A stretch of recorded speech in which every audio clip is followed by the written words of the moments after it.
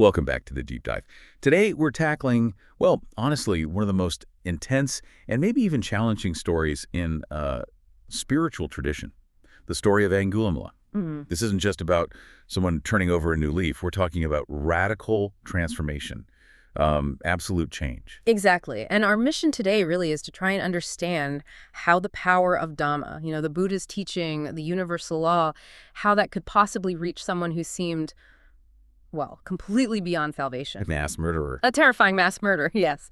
The source material we're looking at, it details this incredible journey from that state to becoming an enlightened monk, an Arahant. It pushes us to reconsider who is actually redeemable. And just to clarify, Arahant means someone who's achieved the ultimate goal. Right. A mind totally free from hate, delusion, all that. That's right, fully liberated. So arguing that he could reach that state, it really challenges our basic assumptions about people. Yeah, it forces you to think differently. It does. And it highlights a core idea. True nonviolence isn't just not hitting someone.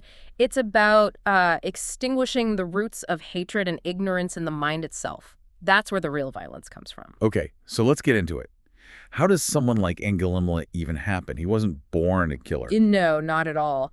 He started out as Ahimsaka, a bright kid, a really dedicated student. Ahimsaka. Doesn't that mean something like harmless or nonviolent? Exactly. The irony is just tragic. He was intelligent, committed, but unfortunately that made his classmates jealous. Really jealous. The classic green-eyed monster. So what, they plotted against him? Yeah. They went to their teacher and basically slandered him, made up terrible things.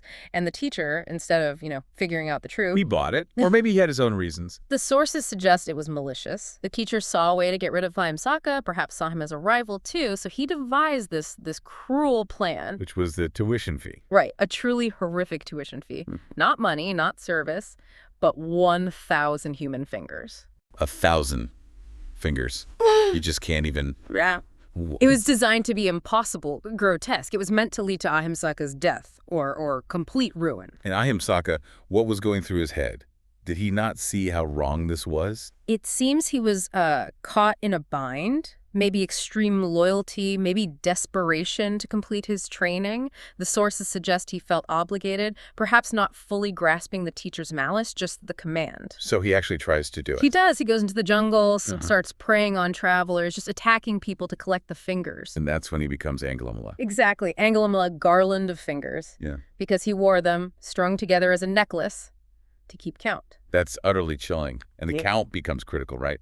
Where was he at when the story really shifts? He had 999. Just one more finger needed to fulfill this awful task. One finger short. Yeah. And the whole kingdom must have been paralyzed with fear. Absolutely. Travel basically stopped. People were terrified to leave their homes. The whole region was living under this shadow. He was this lone figure holding everyone hostage. That level of fear really sets the scene for what happens next, because the typical response would be soldiers or hiding. Right.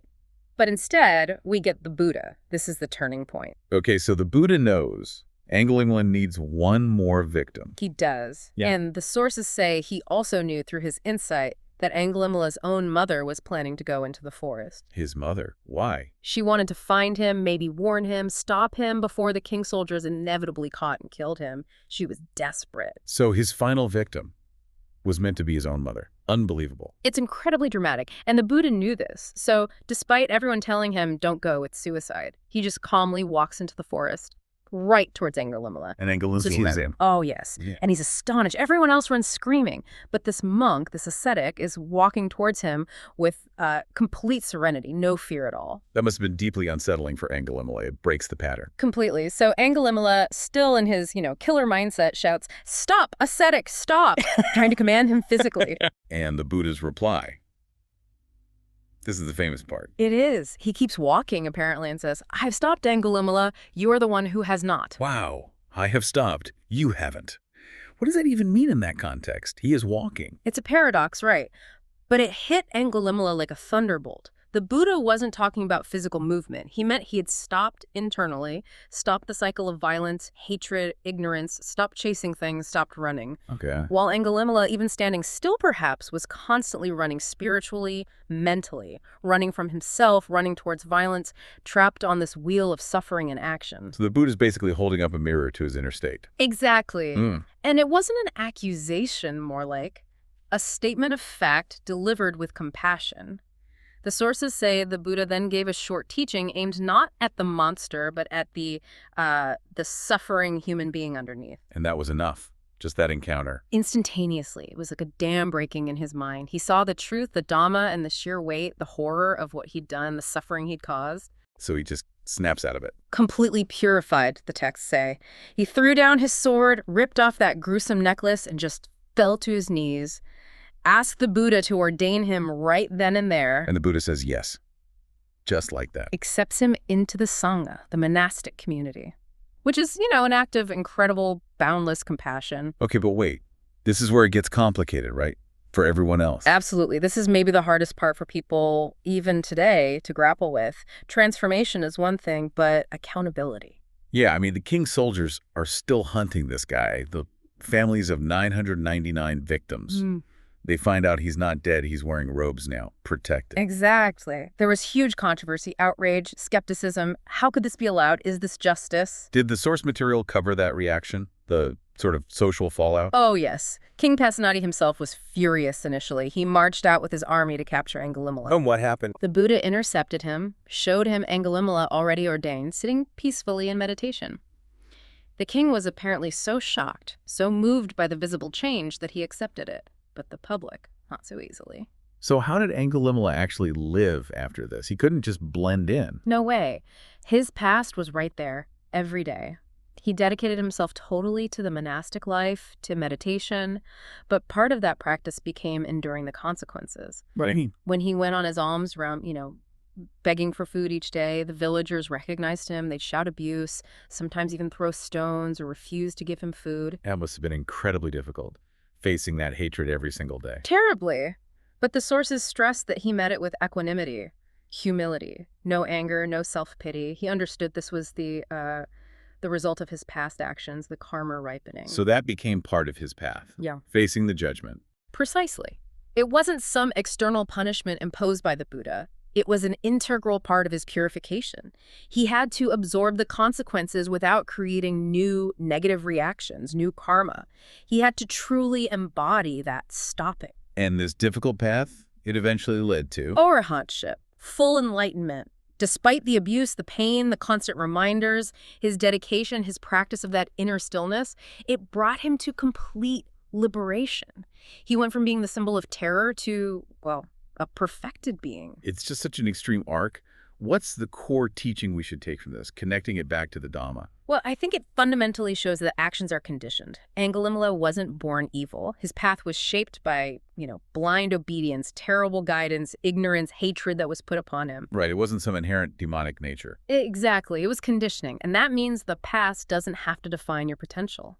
Even a life that seems utterly lost can be transformed if that conditioning is broken, if ignorance is replaced by wisdom. That's the message of redemption, then. Yeah. That change is always possible. And it highlights the Buddha's compassion, too. It was radical. He didn't see Angulimala, the murderer. He saw a being entangled in immense suffering and ignorance, but with the seed of potential awakening still there. Like seeing a patient, not a criminal. In a way, yes. A patient suffering from the disease of delusion and hatred. So for us listening to this, Yeah. obviously we're not Angulimala, but we all have our own burdens, our own running. Sure. The core message is that the Dhamma, the path of understanding and mindfulness, it offers a way to stop that internal running, to recognize our own conditioning, our habits, our reactions, and to choose differently in that moment of awareness. To stop the grasping, the reacting. Yeah. If he could stop in the midst of all that violence and delusion, then that possibility exists for everyone. There's really no action so dark, it completely extinguishes the potential for enlightenment. It encourages us to look beyond actions, maybe, both in ourselves and others, to see potential. Definitely. To see the capacity for change, not just the history. Okay, so as we wrap up this deep dive, here's something to maybe think about further. Angulimala reached Arahantship. complete inner purity, liberation. Yet, as you said, he still faced abuse, stones, mistrust from the villagers. Right. His inner state was perfected, but the world's perception hadn't caught up. The consequences lingered externally. Exactly. So the question for you, the listener, to mull over is, if someone genuinely achieves that kind of profound internal transformation, how long does the shadow of their past actions realistically cling to them in the eyes of the world? Even when the change is total and irreversible inside, how long does society take to see it? Or can it ever fully see past the history? That's a tough one. The challenge of living down the past, not just for yourself, but in the collective memory. Something to reflect on. Indeed. Thank you for joining us on this deep dive into such a powerful story of transformation and compassion. Until next time, keep seeking that inner stillness.